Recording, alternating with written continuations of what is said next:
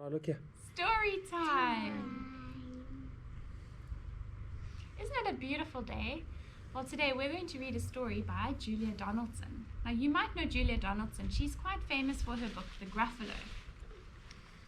You might have read that. She's also written another one called The Gruffalo's Child. And the thing about these two books is they both have the same illustrator. Now, an author is someone who writes the words. So Julia Donaldson is the author. She wrote the words. The illustrator is someone who draws the pictures. Now, the illustrator for The Gruffalo is someone by the name of Axel Scheffler. So you can see these books, the pictures look kind of the same. Now, Julia Donaldson writes lots of books. What's this one, Graham? Sharing a shell. Sharing a Shell. And this author is also Julia Donaldson. She wrote the words of these books. There's What the Ladybird Heard. And what's this one? What a ladybird heard next. Right, but it has a different illustrator. So Lydia Monks drew the pictures in these books, and so they have a slightly different look about them. She also partners with another person called Nick Sharratt, and we've got two of his books. And this one is Hippo Has a Hat, and this one is Toddle Waddle. Toddle Waddle. Okay, so Julia Donaldson works with lots of different illustrators. She writes the words, the illustrators draw the pictures. No, just wait. That's very different to someone like Roald Dahl. Roald Dahl chose one illustrator the whole time he wrote books, and that was a man by the name of Quentin Blake. When you see this picture, you think Roald Dahl, but actually it's Quentin Blake who drew the pictures. Roald Dahl just wrote the words. So most of the time, an author partners with one illustrator, but not Julia Donaldson. She's partnered with a whole bunch. Today we're reading a story called The Rhyming Rabbit, and Lydia Monks is the illustrator for this book, but Julia Donaldson is still the author. She wrote the words. Now, Rhyming Rabbit is about a rabbit who loves to talk in poetry. He loves to make poems, but his friends don't really appreciate his poems all the time. So he goes off in search of someone he thinks might like his poems. Now, I actually always think of Teacher Deb when I read this book, because I know Teacher Deb loves poems. So Teacher Deb, this one's for you. The Rhyming Rabbit by Julia Donaldson. The Rhyming Rabbit by Julia Donaldson and Lydia Monks.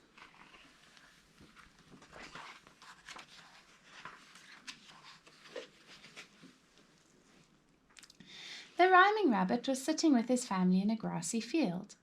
All the other rabbits were eating the grass, but the Rhyming Rabbit was making up a poem about it. Grass is growing all around, it makes a lovely swishing sound.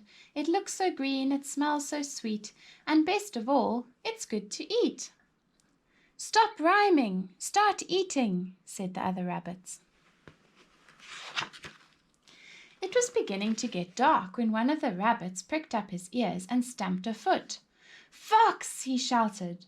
Straight away all the rabbits ran to their burrow, all except for the Rhyming Rabbit, who closed his eyes and made up a poem about the fox.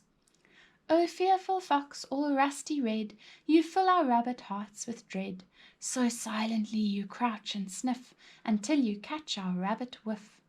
So hungrily, you cunning beast, you stalk your tasty rabbit feast. You're sly and crafty through and through, but we can run as fast as you. Don't rhyme, run, yelled the other rabbits. The Rhyming Rabbit opened his eyes, saw the fox, and ran. He reached the burrow just in time. It was night time. The tired rabbits lay down together in their burrow, all except for the Rhyming Rabbit, who sat apart from the others, singing a song to them. Sleep, rabbit, sleep. Snuggle up and close your eyes and listen to my lullabies. Sleep, rabbit, sleep. Dream, rabbits, dream of grassy fields and sunny hours and cabbages and cauliflowers. Dream, rabbits, dream. Stop singing. Go to sleep, said the other rabbits. The Rhyming Rabbit felt sad and lonely. The other rabbits were all snoring, but he couldn't get to sleep.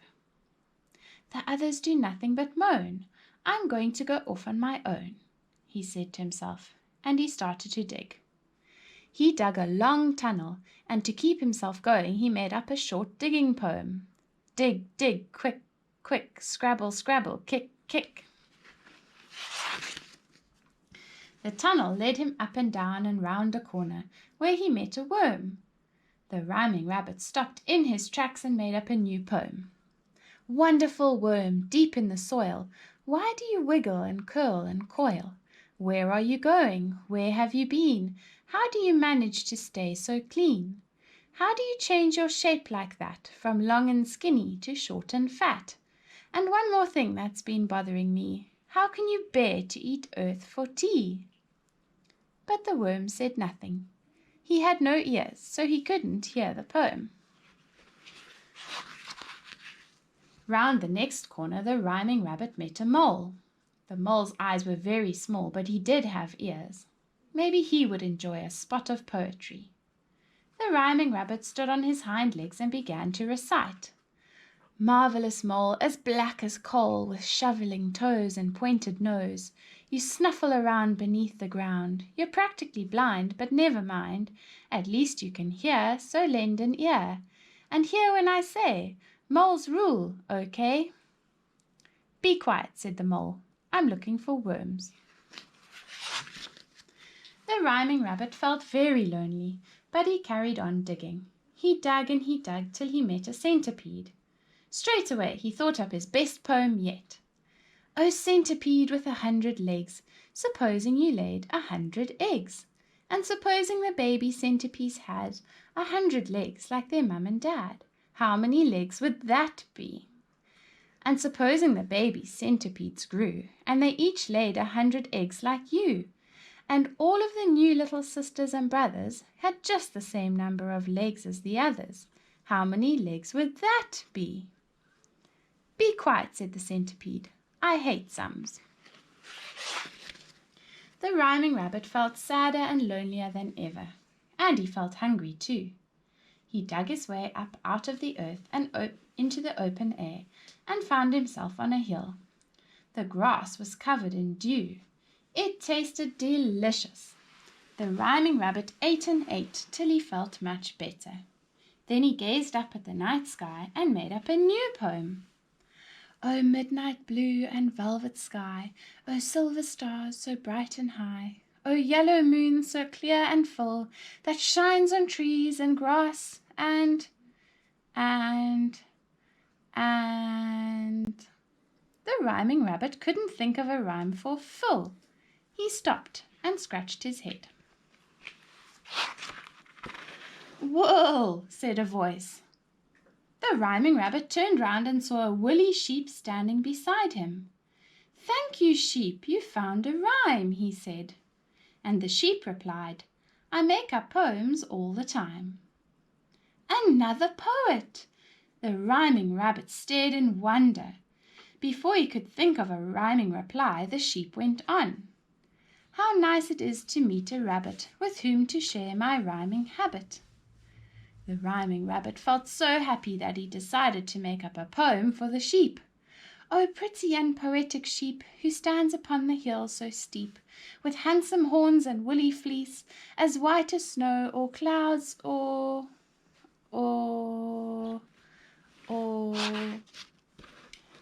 geese, suggested the sheep. She smiled at the rabbit and added, Shall I make up a poem for you? Oh yes, I pray you, sheep, please do, replied the rhyming rabbit. So the sheep cleared her throat and recited, Any old rabbit can dig, any old rabbit can feed, but a rabbit who knows how to make up poems is a special rabbit indeed. Any old rabbit can run, any old rabbit can sleep, but only a very special rabbit could make up poems with a sheep. The rhyming rabbit sighed happily. The sun came up. It was a beautiful day. The rhyming rabbit and the sheep stayed together all day, making up poems about the sun and the flowers and the trees.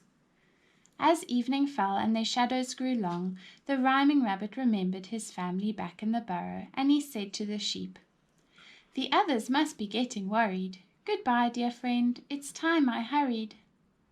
The sheep looked very sad and said, "You go? Oh no! Oh woe! Oh sorrow!" But the rhyming rabbit replied, "I will come back again tomorrow."